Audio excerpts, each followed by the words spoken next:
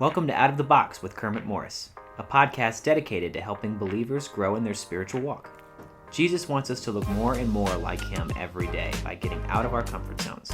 We hope this podcast will be a blessing to you as you learn to get out of your box and follow Christ. Now, here's our host, Kermit Morris. Hello, I'm Kermit Morris, and I want to welcome you today to Out of the Box with Kermit Morris. I'm your host, and we're going to be talking about the 23rd Psalm today. The 23rd Psalm, we've been on it for about 6 weeks on and off between interviews with different folks on our program.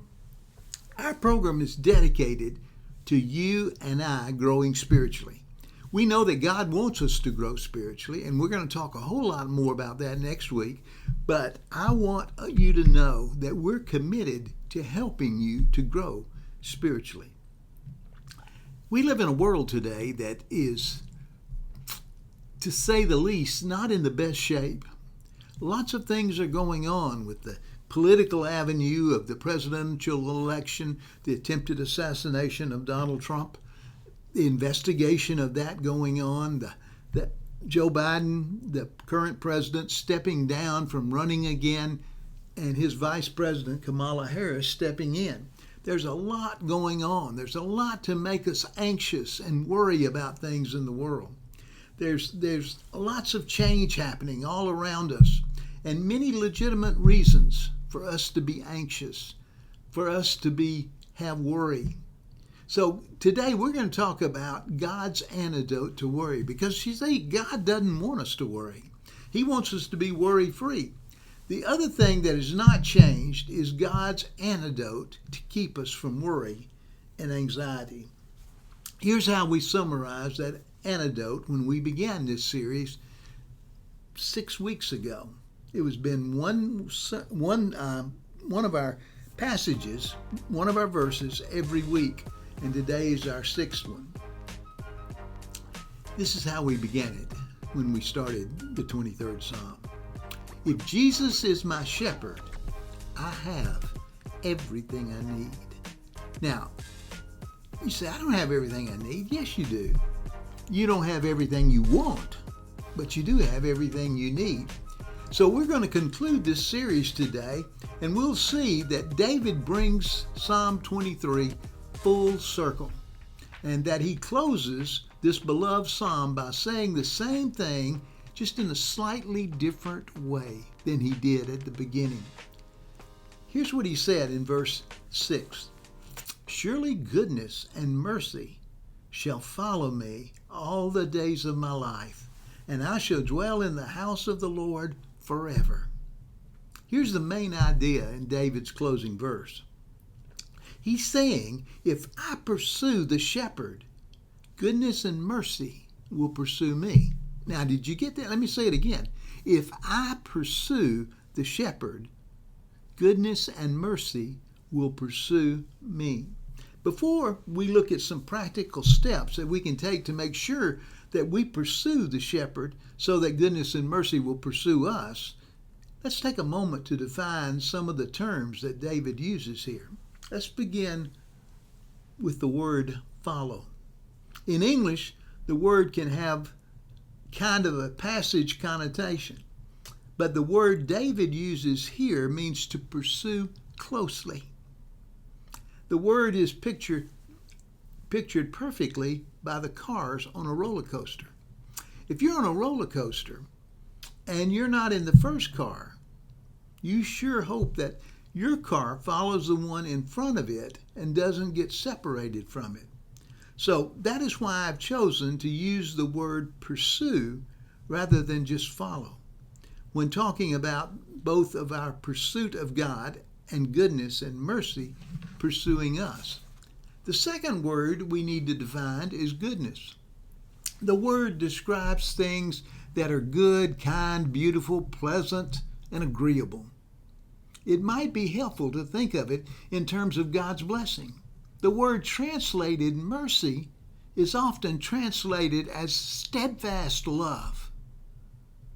In the ESV translation, it's often associated with God's forgiveness, in which He withholds that which we deserve as a result of our sin.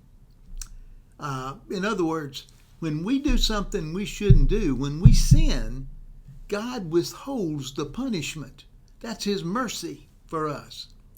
You see, now, that is certainly the kind of life I want to experience, isn't you? That He blots out those things, those failures, those sins in my life. God takes care of it. Just like that. How great is that? That God pursues us by blotting out those sins that we give to Him. Now, I want to live like that, don't you? So how do I live like that? By pursuing the shepherd in every experience of my life. If I pursue Him, we can live like that. Now, let me give you 3 practical ways we can do that. 3 ways to pursue the shepherd in every area of my life. Number 1, pursue the shepherd for who He is, not what I can get. Did you hear it? Pursue the shepherd for who He is, not what I can get from Him. As I mentioned at the very beginning of this series, Psalm 23 is a staple of many funerals and memorial services. And it's probably because the last line of the psalm, "And I shall dwell in the house of the Lord forever." On the surface, that seems like David is speaking of eternal life in the presence of God after this life on earth is done. While that's certainly a possibility, I'm convinced that at a closer look at that phrase will reveal that David is applying this life to the life here on earth. Let's look first at the word forever. Literal translation of underlying Hebrew is actually the length of days. Verse 6, "Surely goodness and love will follow me all the days of my life, and I will dwell in the house of the Lord forever." Forever. It means length, literally length of days. It's parallel to all the days of my life in the first half of the verse. That would mean that both phrases deal with David's life here on earth. So let's move on. Let's see if there's anything else that can help us make an accurate determination. The next phrase that I want to call to your attention is the house of the Lord. Now, it is certainly possible that David could be referring to heaven here. However, we do know that in the Old Testament times, the understanding of life beyond the grave and heaven was not as nearly developed as it is now during New Testament times, when Jesus and the other New Testament authors provided much more insight. Although the temple was not yet built, another possibility is that David could have been referring to the tabernacle, which was considered to be God's dwelling place here on earth. The word house can also mean household or family, which is actually the way that the word is most commonly used in the Old Testament. If that is the case here, then David would be more focused on his relationship with God than any physical building. The best way to understand what David meant when he used the phrase is to look to some other Psalms that he wrote where he used the same or similar wording. "Blessed is the one you choose and bring near to dwell in your courts. We shall be satisfied with the goodness of your house, the holiness of your temple." The goodness of your house, the holiness of your temple. When David wrote this psalm, while some of the priests and Levites did not live in close proximity to the tabernacle to make it more convenient to carry out their duties, nobody dwelled physically in the courts. So the idea of being brought near to God can't mean physically living in a certain place, nor does there appear to be any idea of heaven or life beyond the grave expressed here. In Psalm 26:8, he says, "O Lord, I love the habitation of your house, the place where your glory dwells." Here David describes God's house as a place where his glory dwells. And since God's glory cannot be confined to any physical location, David's focus here appears to be once again focused on the relationship with God and not any building or physical place. In Psalm 27:4, it says, "One thing I have asked of the Lord that I will seek after,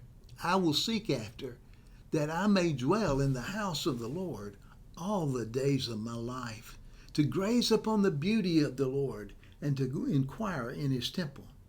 Now this verse contains wording that is almost identical to that in verse 6 of Psalm 23. There are a couple of things to note here. First, notice that David has clearly applies the idea of dwelling in the house of the Lord to his present life here on earth. All the days of my life, he said. So that certainly adds some additional support to the idea that the length of days in life, that certainly adds additional support to the idea of length of days. Psalm 23 refers to David's life here on earth. The second thing to note here is that when David writes about dwelling in the house of the Lord, he doesn't seem to be too concerned about the physical location, but rather once again upon his relationship with his shepherd, which he gazes upon the beauty of the Lord and speaks to him in prayer. David begins and ends the psalm by focusing on the Lord, who is his shepherd. He said, "The Lord is my shepherd, and I shall dwell in the house of the Lord forever." While it's true that between those two bookends, David does describe all the benefits that come to him because the Lord is his shepherd, it's equally clear that David doesn't pursue his shepherd for what he's going to get out of that relationship. His focus is always on the relationship itself. If I pursue the shepherd, goodness and mercy will pursue me. But in order for that to happen, I have to make sure I am pursuing the shepherd for who he is and not what I can get from him.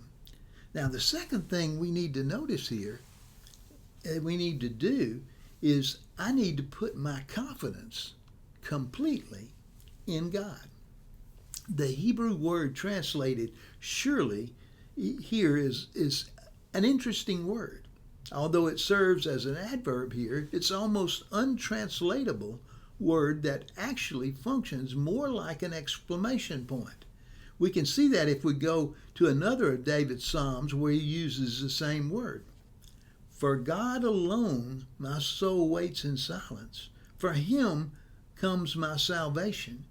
He alone is my rock and my salvation, my fortress, and I shall be greatly shaken." Psalm 62, verses 1 and 2. In these two verses, the same Hebrew word that is translated surely in Psalm 23 is translated alone. In both Psalms, the word is used to bring emphasis and certainly to the rest of the verse. So it might be helpful to translate Psalm 62 like this: "For God, my soul waits in silence. For him comes my salvation. He is my rock and my salvation. My fortress, I shall not be greatly shaken." Here, this little two-letter Hebrew word puts all the emphasis completely on God. David waits only on God because he is David's rock and salvation. All the emphasis here is on who God is and what God has done.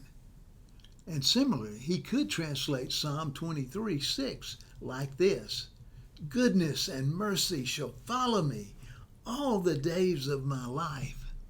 David wanted to bring emphasis to the fact that he had 100% confidence that goodness and mercy would pursue him because it wasn't dependent on who he was or what he did, but rather it was a result of the character and nature of God himself.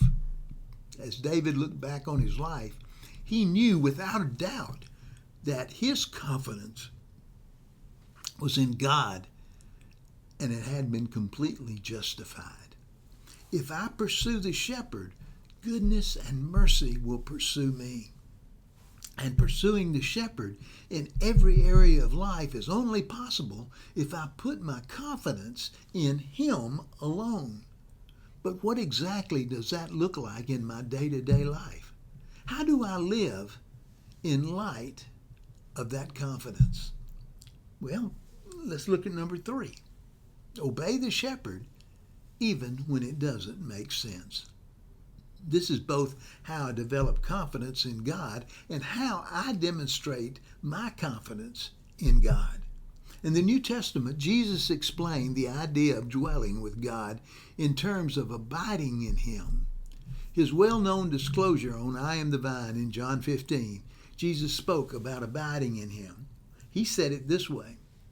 He said, abide in me and I in you. Let me repeat that again. Abide in me and I in you. As the branch cannot bear fruit by itself unless it abides in the vine, neither can you unless you abide in me. I am the vine, you are the branches. Whoever abides in me and I in him, it is he who bears much fruit. Apart from me, you can do nothing. John 15, verses 4 and 5. Write that down and read it again. Although the two words have slightly different meanings, we could easily substitute the word dwell for the word abide. It would mean essentially the same thing, wouldn't it?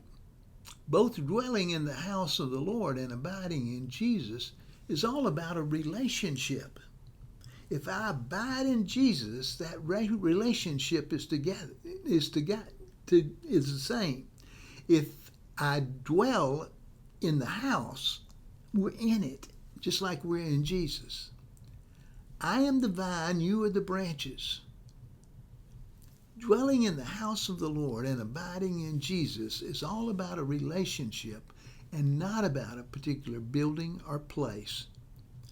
When John wrote the first letter some years later, it was likely that he brought back to his event that he further expanded on the idea of abiding in the shepherd, Jesus.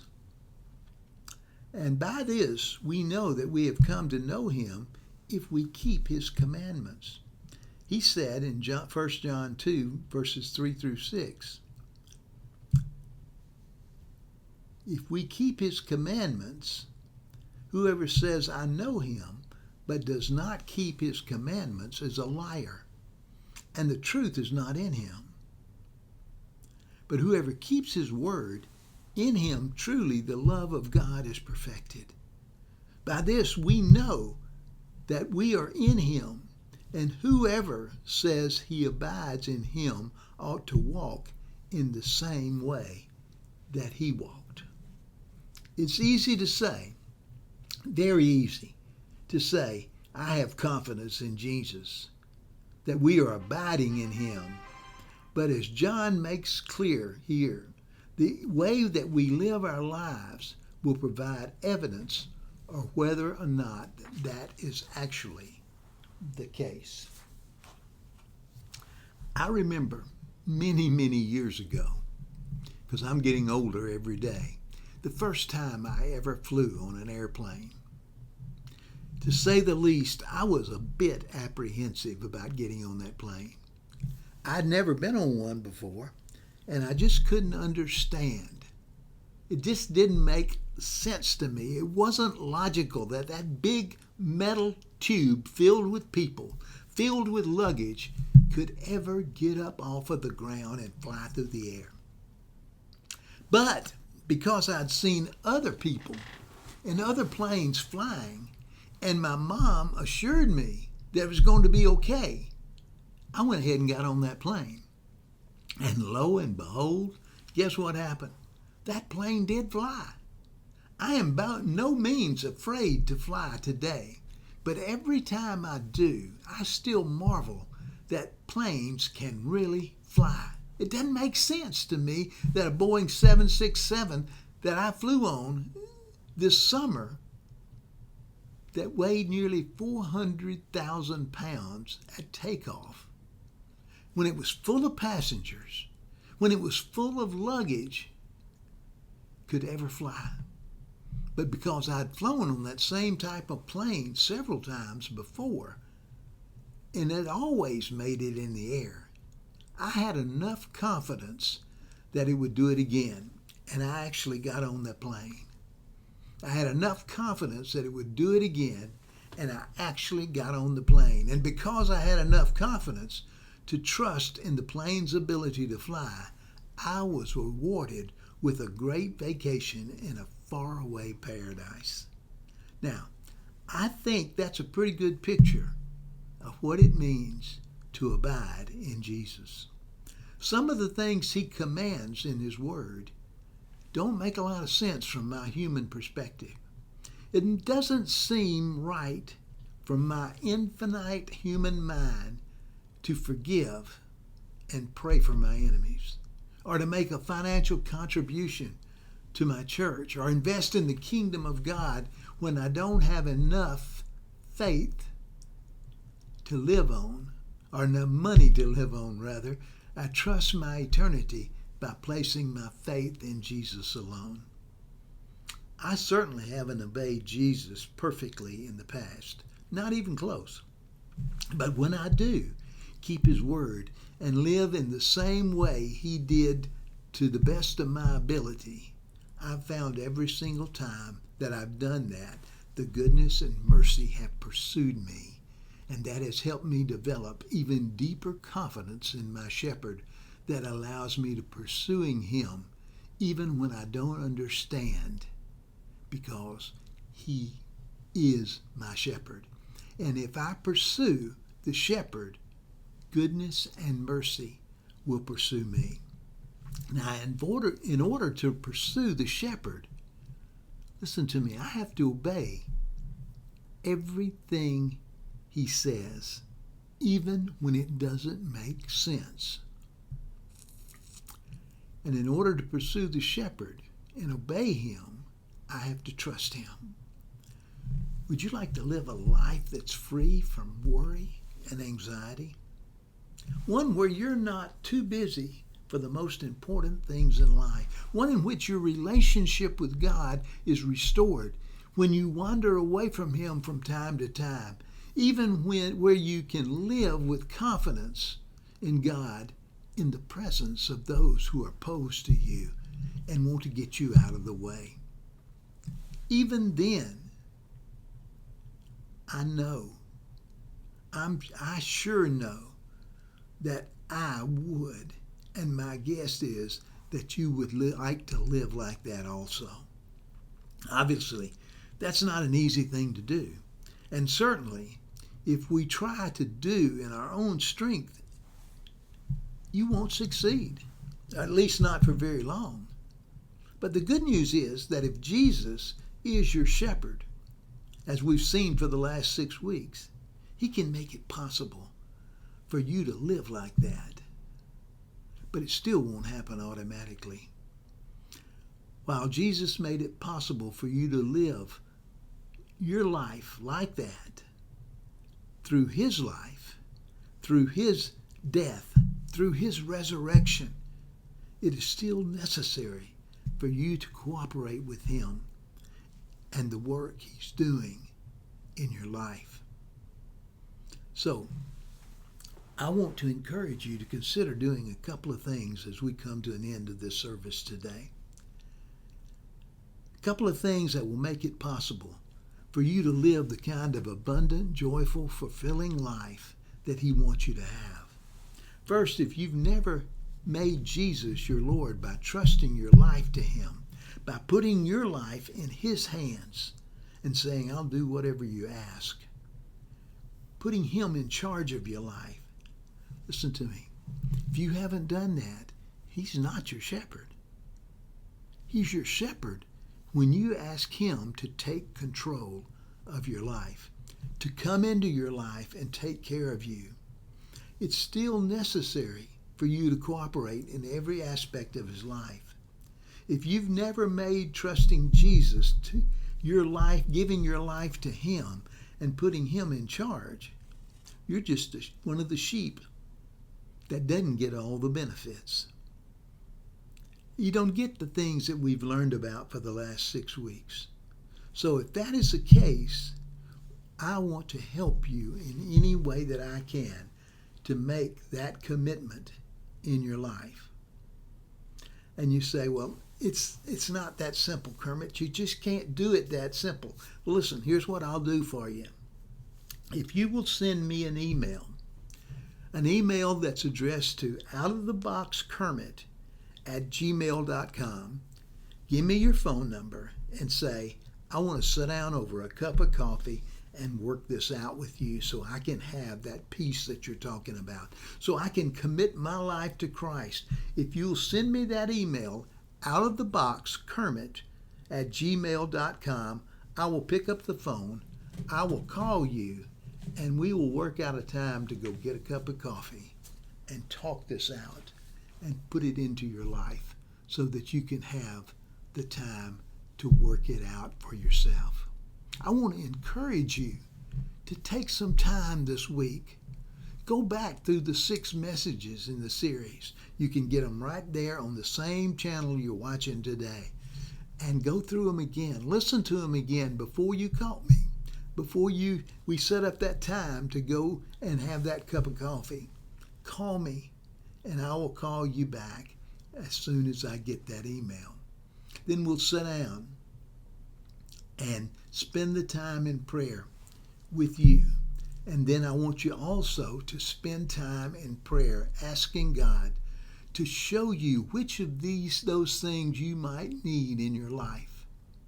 I understand that this will take some time and effort, but I can promise you that the results will be well worth the effort. And if you're too busy to do that, just go back to message number 2 in this series and review that one first. My prayer for all of you as we conclude this series is that you can say along with me, Jesus is my shepherd. Therefore, I have everything I need.